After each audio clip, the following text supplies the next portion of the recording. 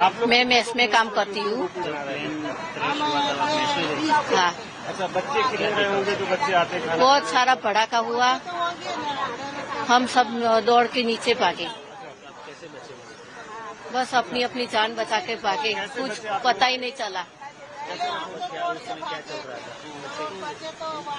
उस समय हम रोटी बना रहे थे। बच्चों का खाना चल रहा है? खाना, हाँ, खाना हम बनाते 20 साल से।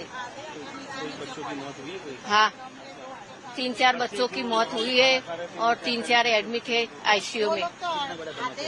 बहुत बड़ा, कुछ पता ही नहीं चला कि क्या हुआ है। किसी ने रेस्क्यू किया या फिर आप निकल गए? ना, हम सब भाग के पोता की जान बचा के निकल गए।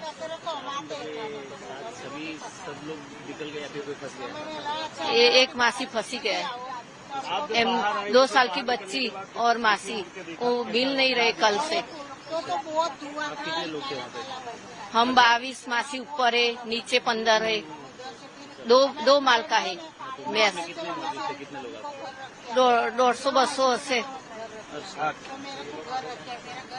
150-200 व्यक्ति थे।